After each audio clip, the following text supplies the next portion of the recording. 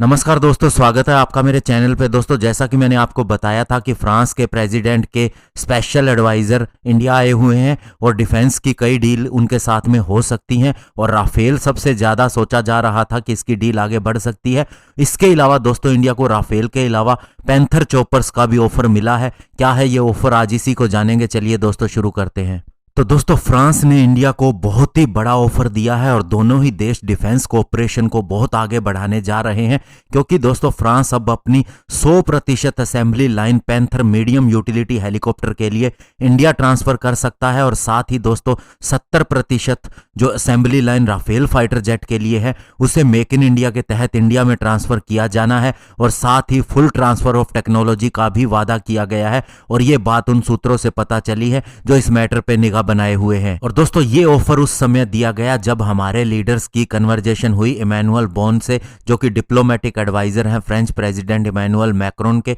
और हमारे देश में आए हुए हैं 34वें India France strategic dialogue week के मौके पे। और दोस्तों, ऑफिशियल का ये कहना है कि ये डील वाकया में ही हो सकती है, इसकी पूरी पॉसिबिलिटी है, क्योंकि इंडिया ने already 36 omni role fighter jet के लिए कॉन्ट्रैक्ट किया ही है और अब वह और ज्यादा राफेल फाइटर जेट खरीद सकता है, क्योंकि फ्रांस ऑफर दे रहा है 70% राफेल की असेंबली लाइन को इंडिया में ट्रांसफर करने के लिए और साथ ही एक लोकल वेंडर डेवलपमेंट के लिए, यानी कि हमारी लोकल कंपनी इसे बना सकती है। और इससे सबसे बड़ा फायदा यह होगा कि हम और राफेल फाइटर जेट अगर खरीदते हैं तो उसका कॉस्ट भी कम आएगा जो पहले हमें कॉस्ट आया है। इसके अलावा फ्रांस का जो दूसरा ऑफर है वो पैंथर हेलीकॉप्टर के लिए है और इंडिया ऑलरेडी दोस्तों काम कर रहा है एक मीडियम हेलीकॉप्टर को बाई करने के लिए, जिसे इंडियन नेवी के लिए खरीदा जाना है। और हमें एयरबस का ये AS565 MBE एक all weather multi role medium helicopter पेश किया जा रहा है, जो स्पेशली डिजाइन किया गया है ऑपरेशन जो कि शिप डेक से या ऑफशोर लोकेशन से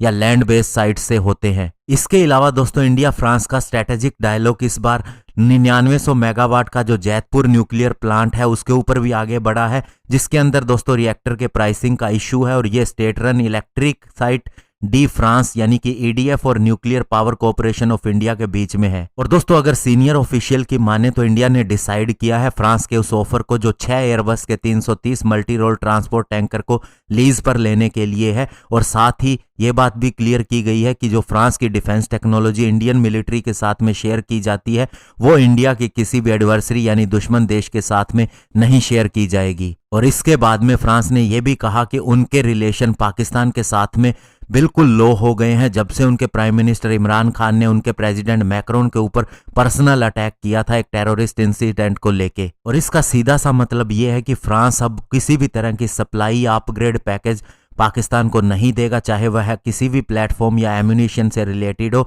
जिसके अंदर उसके मिराज 35 फाइटर जेट भी शामिल है और अगस्ता सबमरीन भी शामिल है। और साथ ही इसका मतलब यह भी है कि वह तुर्की को भी किसी भी तरह की टेक्नोलॉजी सप्लाई नहीं करेगा, क्योंकि उसके साथ में भी फ्रांस के संबंध ऐसे ही चल रहे हैं। इसके अलावा दोस्तों, चाइना को लेके भी बातचीत हुई और यह फैसला किया गया है कि मैरीटाइम प्लेटफॉर्म के अंदर इंडिया और फ्रांस काफी आगे बढ़ेंगे और कोऑपरेशन को बढ़ाएंगे, स्पेशली इंडियन ओशियन रीजन के अंदर चाइना की बढ़ती हुई गतिविधियों को देखते हुए। और इसके अलावा जो सबसे बड़ा ऑफर फ्रांस ने दिया है वो दोस्तों दिया है एक लोकल इंजन को डेवलप करने के लिए जो LCA या फिर हमारे AMCA फाइटर जेट के लिए हो सकता है और इसके साथ में DRDO के साथ में काम हो सकता है। और इसके अलावा दोस्तों, राफेल फाइटर जेट के इंजन को भी मेक इन इंडिया के तहत बनाने के लिए ऑफर दिया गया है। तो ऐसे में दोस्तों, चाहे राफेल एयरक्राफ्ट को लेके हो या पैंथर हेलीकॉप्टर को लेके और या फिर फाइटर जेट इंजन को लेके, तीनों ही ऑफर ऐसे हैं जिसकी हमें जरूरत है। अब इंडियन गवर्नमेंट को देखना होगा कि वह इसके ऊपर क्या डिसीजन लेती है।